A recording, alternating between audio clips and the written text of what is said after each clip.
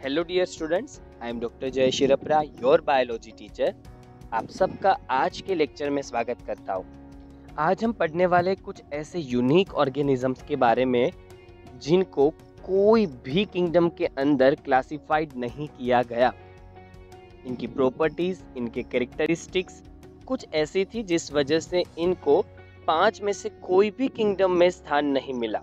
वीटेकर ने इनको कहीं पर भी अपनी क्लासिफिकेशन सिस्टम में मेंशन नहीं किया है। In the 5 kingdom classification of Whittaker there is no mention of some acellular organisms.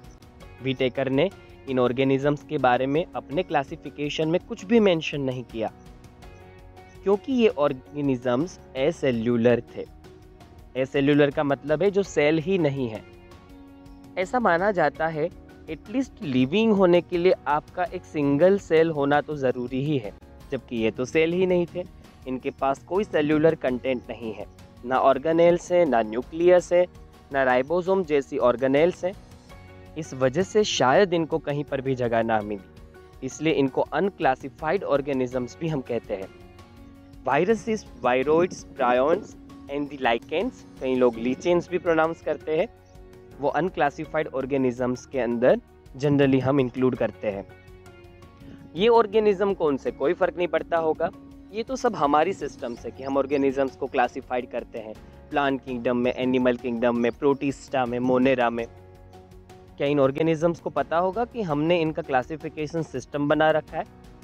क्या ये जानते होंगे कि 5 किंगडम क्लासिफिकेशन नाम की कोई चीज़ भी है जिसमें हम क्लासिफाइड नहीं होते? और अगर मान लो इनको पता भी है, इनमें इतनी समझ होती, अंडरस्टैंडिंग होती या कॉन्शियसनेस होती, तो ये क्या बोलते, हमारा अपना वर्ल्ड है, हम उसमें खुश हैं, आप चाहे हमें क्लासिफाइड करो या ना करो, हमें कोई फ़र्क नहीं पड़ता। Lost in my own world, हम सब हमारे वर्ल्ड के अंदर खो चुके हैं। आपके क्लासिफिकेशन सिस्टम की या आपके दिए जाने वाले टैग की हमें कोई ज़रूरत नहीं है। कहीं ना कहीं हमें भी ऐसा ही होना चाहिए। क्रिटिसाइजर्स ऑलवेज क्रिटिसाइज करते रहते और हमें उनकी तरफ देखना नहीं है। हमारा अपना वर्ल्ड है, हम उसमें जीते हैं, हम क्यों क्रिटिसाइजर्स की परवाह करें। तो अनक्लासिफाइड ऑर्गेनिजम्स कहीं ना कहीं हमें लाइफ में कुछ ना कुछ मोटिवेशन या इंस्पिरेशन देकर जाते हैं। ये ऑर्गेनिजम्स अपने आप में यूनिक है।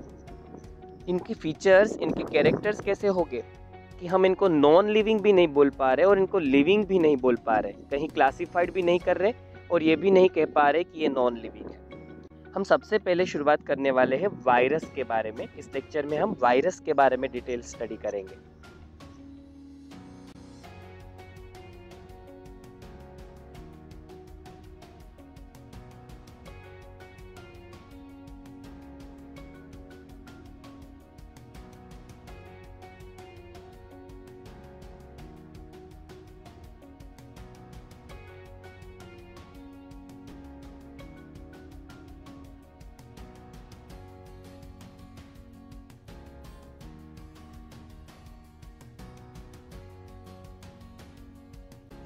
सबसे पहले हम शुरुआत करते हैं वायरसेस से। All of us who have suffered the ill effects of common cold और flu know what effects viruses can have on us, even if we do not associate it with our condition. हम सब जानते हैं viral infection से हम सब infected हो चुके हैं। कॉमन कोल्ड, जिसको हम सर्दी जुकाम बोलते हैं, वो वायरस का बहुत कॉमन डिजीज है। और बाकी सारे डिजीजेस के बारे में भी आप जानते ही होंगे, खतरनाक deadly viral diseases, swine flu, bird flu और corona virus. Classification controversy, viruses always classification controversy के अंदर आते रहे हैं। एक मिस्ट्री है कि वायरसेस को लिविंग गिने या तो नॉन लिविंग। वीटेकर ने वायरसेस को अपने क्लासिफिकेशन में कोई भी किंगडम में जगह नहीं दी। इनकी कैरेक्टरिस्टिक्स और प्रॉपर्टीज ही ऐसी है कि इनको हम लिविंग गिने या नॉन लिविंग हमें समझ में ही नहीं आ रहा। इसीलिए कई लोगों का कहना है कि ये लिविंग और नॉन लिविंग को कनेक्ट करने वाली लिंक है। Viruses did not find a place in classification since they are not truly living. If we understand living as those organisms that have a cell structure, at least living होने के लिए आपको single cell तो minimum होना ही पड़ेगा। जो cellular ही नहीं है, जिनके पास एक सिंगल सेल भी नहीं है, वो लिविंग नहीं है।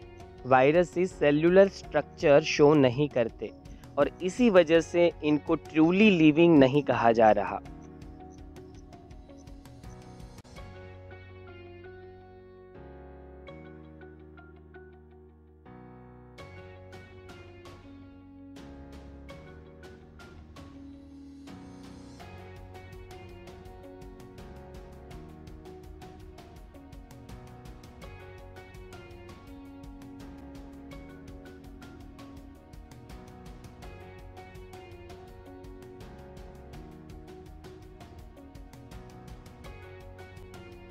वायरसेस आर नॉन सेल्यूलर, एसेल्यूलर भी आप कह सकते हैं। The viruses are non-cellular organisms that are characterized by having an inert crystalline structure outside the living cell.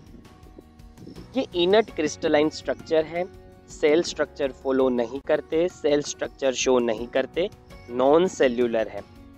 Once they infect a cell, they take over the machinery of the host cell to replicate themselves, killing the host. जब ये host cell के बाहर होते हैं तब ये non living जैसा behave करते हैं, पर जब इनको होस्ट सेल मिल जाता है या होस्ट मिल जाता है तब ये उनकी बॉडी में एंटर हो जाते हैं, होस्ट के सेल को मशीनरी की तरह यूज़ करते हैं और रेप्लिकेट होने लगते हैं, उनकी पॉपुलेशन को बढ़ा देते हैं और उन्हीं की नेगेटिव इम्पैक्ट होने की वजह से, इफेक्ट होने की वजह से होस्ट मर जाता है। Would you call viruses living और नॉन लिविंग? अभी हमें क्वेश्चन पूछ रहे, इतने सालों से साइंटिस्ट रिसर्च करते आए हैं, इतने बड़े बड़े टेक्सोनोमिस्ट क्लासिफिकेशन सिस्टम्स देके चले गए, उन्होंने वायरसेस को कहीं पर भी मेंशन नहीं किया लिविंग के अंदर। इतने बड़े रिसर्च के बाद और इतने बड़े नॉलेज के बाद उनका ये कहना है कि इनको लिविंग कहे या नॉन लिविंग, हम आज तक नहीं ढूंढ पाए आंसर। ये शायद लिविंग और नॉन लिविंग को जोड़ने वाली एक लिंक है, तो हम कैसे भला जाने कि ये लिविंग है या नॉन लिविंग, जब इतने बड़े साइंटिस्ट को नहीं पता, इतने बड़े बड़े नॉलेज वाले लोगों को नहीं पता।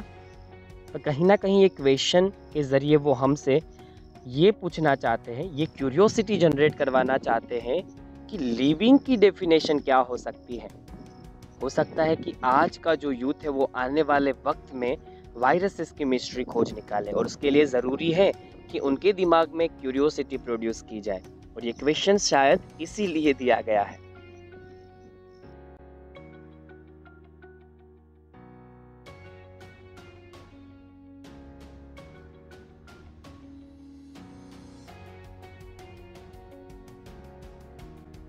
अब देखते हैं कुछ साइंटिस्ट का रोल वायरस की रिसर्च के अंदर।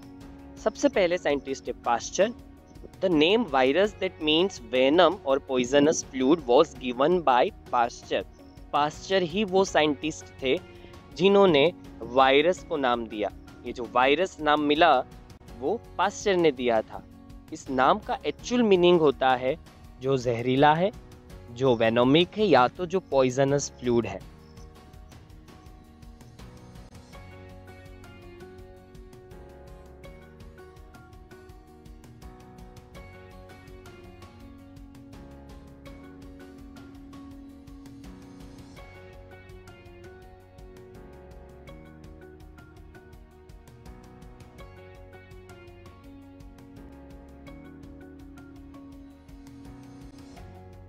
सेकेंड साइंटिस्ट का नाम है डीजे इवानोवस्की।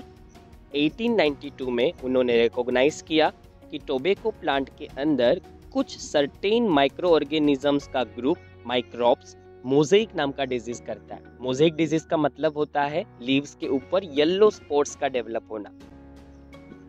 और ये जो ऑर्गेनिजम्स थे वो इतने छोटे थे कि बैक्टीरिया का जो फिल्टर होता है, जिसमें से बैक्टीरिया भी पास नहीं हो सकते थे, उनमें से भी पास हो जाते थे। इसका मतलब इनकी साइज बैक्टीरिया से भी छोटी थी। और हम सब आज जानते हैं कि वायरसेस बैक्टीरिया से काफी छोटे होते हैं।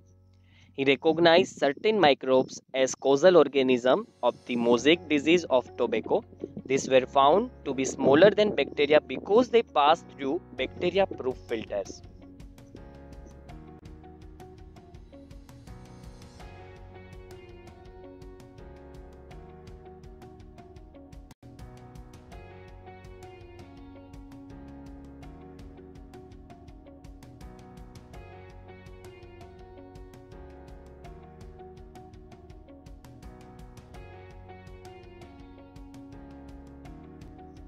तीसरे साइंटिस्ट का नाम है M.W. बेज़रेनिक। 1898 में उन्होंने डेमोस्ट्रेट किया कि टोबैको के कुछ इन्फेक्टेड प्लांट्स टोबैको के हेल्दी प्लांट्स को भी इन्फेक्ट कर सकते हैं, और उन्होंने एक थियरी प्रपोज्ड की, कंटेंजियम वाइवम फ्लूइडम। इसका मतलब है इन्फेक्शियस लिविंग फ्लूइड, जिसके जरिए इन्फेक्शियस प्लांट हेल्दी प्लांट को भी इन्फेक्ट करता है। He demonstrated that the extract of the infected plants of tobacco could cause infection in healthy plants and called the fluid as Contagium vivum fluidum।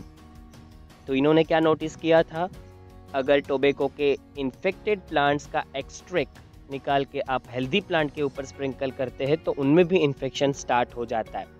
तो उनका मानना है कि ये जो एक्सट्रैक्ट है वो कहीं ना कहीं लिविंग है, इसलिए उन्होंने उनको नाम दिया इन्फेक्शियस लिविंग फ्लूइड, एक ऐसा फ्लूइड जो अब भी लिविंग है, जो अब भी दूसरे प्लांट को इन्फेक्ट करने के लिए कैपेबल है।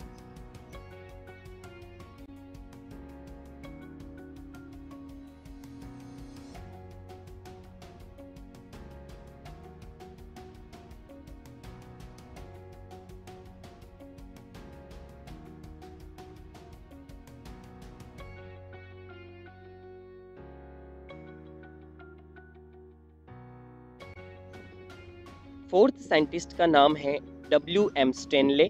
1935 में इन्होंने शो किया कि वायरसेस को क्रिस्टलाइज्ड किया जा सकता है, and the crystals consist largely of proteins. He showed that viruses could be crystallized and crystals consist largely of proteins। Viruses के क्रिस्टल्स के अंदर उनको प्रोटीन स्ट्रक्चर भी मिला। They are inert outside their specific host cell। Viruses are obligate parasites. Obligate parasites का मतलब है जिनको होस्ट मिलने के बाद मल्टीप्लाई होना शुरू कर देते या मल्टीप्लिकेशन शुरू कर देते हैं, पर जब तक उनको होस्ट नहीं मिलता वो कहीं ना कहीं नॉन लिविंग जैसा बिहेवियर शो करते हैं।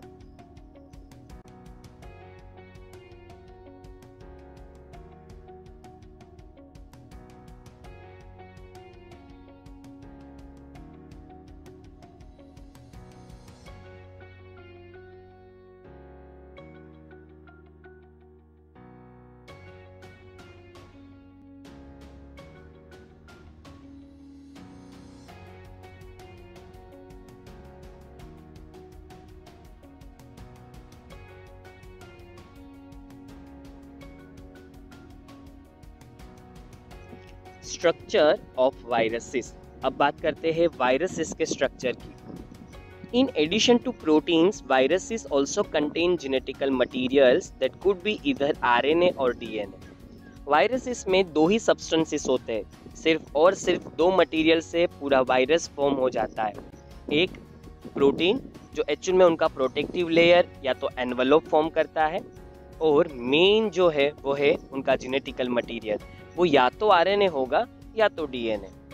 कोई भी ऐसे वायरसेस नहीं है जिनमें आरएनए एंड डीएनए दोनों प्रेजेंट हो।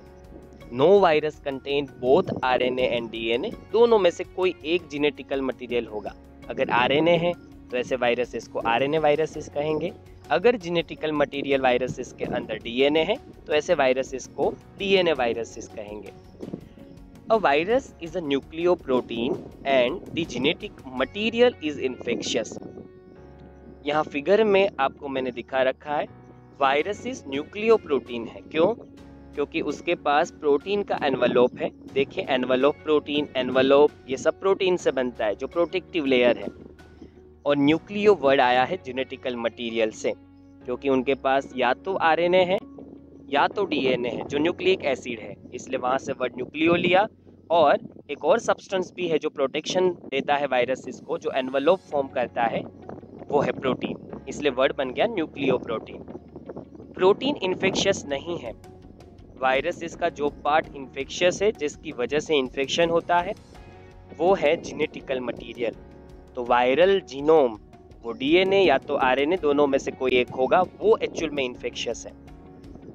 In general viruses that infect plants have single stranded RNA.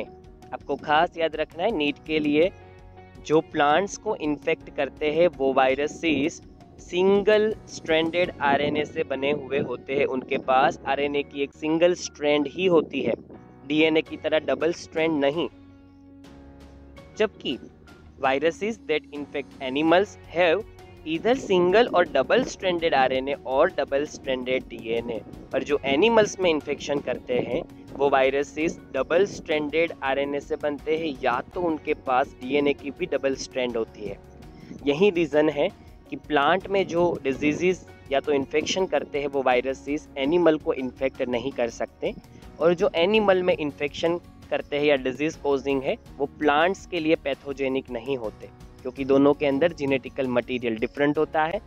किसी में एक सिंगल स्ट्रैंड होती है आरएनए की, तो किसी के पास 2 स्ट्रैंड होती है आरएनए की या तो डीएनए की।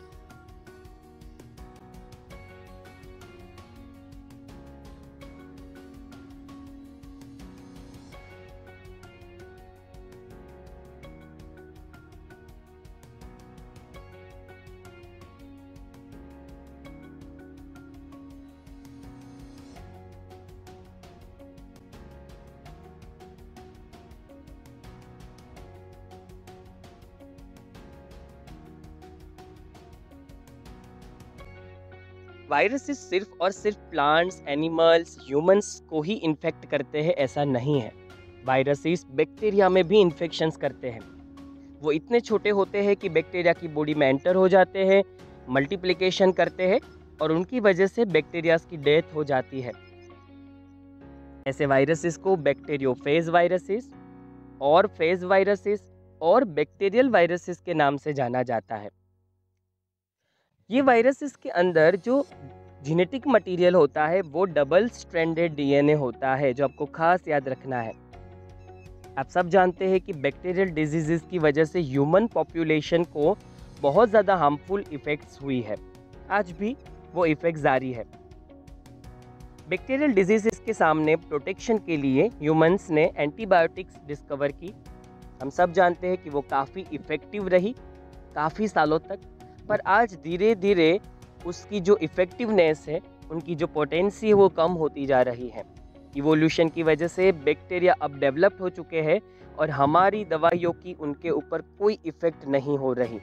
ऐसे बैक्टीरियल डिजीज़ेस फॉर्म होते जा रहे हैं जिनके सामने दवाइयाँ अब काम नहीं कर पा रही। और अगर ऐसा हुआ तो पुराने समय में, पुराने वक्त में जैसे बैक्टीरिया की वजह से हज़ारों लोग मरते थे, वो समय अब दूर नहीं। माइक्रोबायोलॉजिस्ट का कहना है कि 10-12 साल का वक्त है हमारे पास। अगर इतने टाइम में हमने कोई नई एंटीबायोटिक या नई ड्रग या मेडिसिन नहीं फाइंड आउट की, तो वो वक्त वापस से शुरू हो जाएगा जब कोलेरा और टाइफाइड जैसे कॉमन डिजीजेस से हज़ारों लोग मरते थे। तो ये हमारे लिए एक अलार्म है। कुछ ना कुछ हमें सोचना पड़ेगा, और एक नोवेल, एक क्रिएटिव मैकेनिज्म हमारे दिमाग में आया। वो ये, क्या हम बैक्टीरियोफेज वायरसेस को बैक्टीरिया मारने के लिए यूज़ नहीं कर सकते? मानो कि डिजीज़ कोजिंग बैक्टीरियाज के सामने हमने ऐसे बैक्टीरियोफेजिस को डेवलप कर लिया जो उनको मार देता है, तो फिर वो दिन दूर नहीं जब आपको बैक्टीरियल डिजीज़ हो गए और आपकी बॉडी में हम फेज वायरसेस इंजेक्ट करेंगे। वो आपकी बॉडी में डिजीज़ कोजिंग बैक्टीरियाज को ढूंढ के मार देगा। ना कोई दवाई पीने का आपको टेंशन, ना दवाइयों का साइड इफ़ेक्ट, कुछ भी नहीं। आप सोच रहे होंगे कि ये वायरसेस हमें तो कहीं इन्फेक्ट नहीं करेंगे ना, पर नहीं, ऐसा नहीं हो सकता। जो वायरसेस प्लांट्स में इन्फेक्शन करते हैं वो एनिमल में इन्फेक्शन नहीं कर सकते। तो जो बैक्टीरियोफेज वायरसेस है वो सिर्फ और सिर्फ बैक्टीरिया के लिए ही हार्मफुल है, वो हमारी बॉडी के लिए हार्मफुल नहीं है। और एक चीज़ भी आप ज़रूर सर्च करिए, निंजा वायरस क्या है। ऐसा माना जाता है कि गंगा रिवर के अंदर पुराने समय में टाइफाइड और कोलेरा से मरने वाले जो भी इंसान थे उनकी डेड बॉडीज़ को फेंक दिया जाता था। आप सब जानते हैं कि टाइफाइड और कोलेरा दोनों वाटर बॉर्न डिजीज़ हैं, पानी से स्प्रेड होते हैं। अगर आप इन्फेक्शियस डेड बॉडीज़ को वाटर के अंदर फेंक देंगे तो ऐसा पानी पीने वाले लोगों को ये डिजीज़ होने का बहुत बड़ा खतरा है। पर उनमें से किसी को भी डिजीज़ नहीं होते थे। उस वक्त से ऐसा माना गया कि गंगा होली है, गंगा पवित्र है। पर एक फॉरेन रिसर्चर ने इसके ऊपर रिसर्च किया और पता चला इस रिवर के अंदर निंजा वायरस है, जो बैक्टीरियोफेज वायरस है एक्चुअल में। और वो ऐसे हार्मफुल बैक्टीरियाज को किल कर देता है, मार देता है। आप ज़रूर सर्च करिए निंजा वायरस क्या है, वो बैक्टीरियोफेज वायरस का ही एक टाइप है। The protein coat called capsid made of small sub units called capsomeres protects the nucleic acid. Actual में मेन इन्फेक्शियस मटेरियल जो वायरस का है वो तो आरएनए है या तो डीएनए है। जैसे यहाँ फिगर में आपको आरएनए दिखा रखा है। ये जो फिगर है वो टोबैको मोज़ेक वायरस की है, एक ऐसा वायरस जो टोबैको में मोज़ेक डिजीज करता है। इसका स्ट्रक्चर देखिए, जो ग्रीन कलर का आपको पूरा कोटिंग दिख रहा है वो प्रोटीन से बना है और पूरे उस कोट को हम कैप्सिड के नाम से जानते हैं। ये पूरा प्रोटीन कोट छोटे छोटे प्रोटीन सब यूनिट से बना है। ऐसे छोटे स्मॉल सब यूनिट्स को हम कैप्सोमियर्स कहेंगे। इस प्रोटीन कोट का एक ही फंक्शन है, वायरस के जीनोम को प्रोटेक्ट करना। This capsomeres are arranged in helical or polyhedral geometric forms. आपको उसकी अरेंजमेंट भी दिख रही है किस तरीके से हेलिकली वो अरेंज्ड है। इसका मतलब ये हो गया कि वायरस सिर्फ दो ही चीज़ों से बनते हैं। एक आरएनए होता है या तो उनके पास डीएनए, और दूसरा उसको कवर करने वाला प्रोटीन प्रोटेक्टिव लेयर। इसीलिए हमने कहा वायरस एसेल्यूलर है या नॉन सेल्यूलर है, वो सेल शो नहीं करते। और यही रीज़न है कि क्लासिफिकेशन सिस्टम में हमने कोई भी किंगडम में वायरसेस को कोई भी जगह नहीं दी।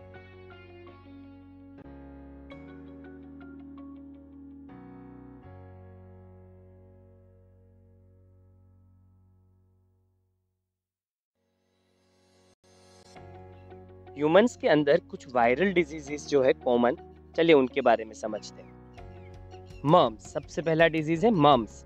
आपको पहली फिगर जो दिखा रखी है जिसमें चीक में स्वेलिंग आया हुआ है वो एक्चुअल में मम्स इन्फेक्शन है। मम्स इन्फेक्शन के अंदर हमारी जो पैरोटिड ग्लैंड होती है, सलाइवरी ग्लैंड जो चीक के पीछे की तरफ होती है, उसमें स्वेलिंग आता है इन्फेक्शंस की वजह से। सेकेंड डिजीज है स्मॉल पॉक्स। आपको एक बच्चा यहाँ पर दिख रहा है जिसकी बॉडी के ऊपर बहुत सारे स्मॉल पॉक्स हुए हैं। थर्ड है हर्पीस। लिप की फिगर जो दिखा रखी है उसमें जो डिजीज आपको दिख रहा है वो एक्चुअल में हर्पीस है।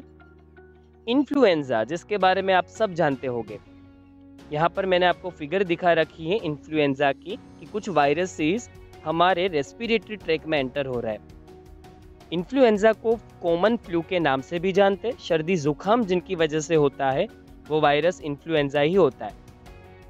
एड्स, लास्ट इमेज HIV की है, ह्यूमन इम्यूनो डेफिशिएंसी वायरस, जिस वायरस की वजह से बॉडी में इम्यूनिटी की डेफिशिएंसी क्रिएट होती है। HIV एड्स के नाम से भी ये डिजीज बहुत फेमस है। एड्स का फुल फॉर्म है एक्वायर्ड इम्यूनो डेफिशिएंसी सिंड्रोम। एक ऐसा सिंड्रोम जिसमें बहुत सारे कैरेक्टर्स है, सिम्टम्स हैं डिजीज के, और जिसके अंदर हम इम्यूनिटी में डेफिशिएंसी वाला स्टेट अचीव करते हैं। एक्वायर्ड मतलब अचीव करते हैं, पहले से होता नहीं है। तो कुछ कॉमन डिजीजेस थे ये वायरस के, बाकी आप सब जानते हैं। काफ़ी सारे वायरल डिजीजेस है, स्वाइन फ्लू, बर्ड फ्लू, और उसके अलावा इबोला। जितने भी आपने खतरनाक वायरल डिजीजेस सुन रखे हैं जो बहुत डेडली हैं, वो सब ह्यूमन पॉपुलेशन के लिए बहुत ज़्यादा डेंजरस है और आज के समय में चल रहा है, जिसका नाम है कोरोना वायरस। तो वायरसेस काफ़ी डेडली है, भले ही बहुत सिंपल स्ट्रक्चर है, इवन एसेल्यूलर स्ट्रक्चर है, वो सेल्स भी शो नहीं करते, उसके बाद भी डेडली है।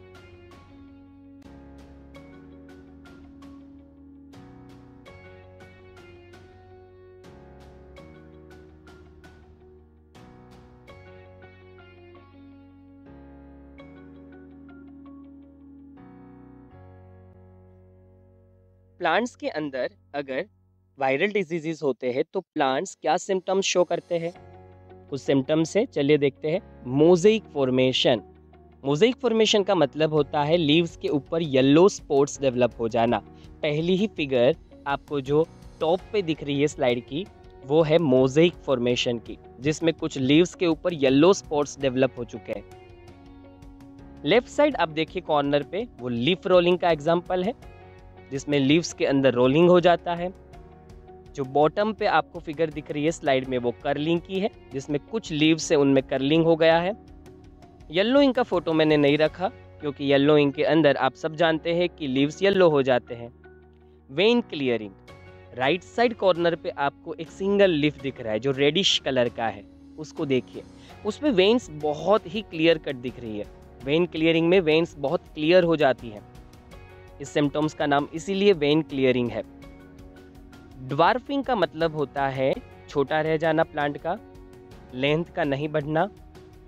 स्टंटेड ग्रोथ का मतलब है प्लांट का प्रॉपर ग्रोथ नहीं हो पाता। तो आप कह सकते हैं कि वायरल डिजीजेस की वजह से प्लांट्स की प्रोडक्टिविटी डाउन होती है, ग्रोथ रुक जाता है और इसकी इकोनॉमिकल इफेक्ट फार्मर्स को होती है।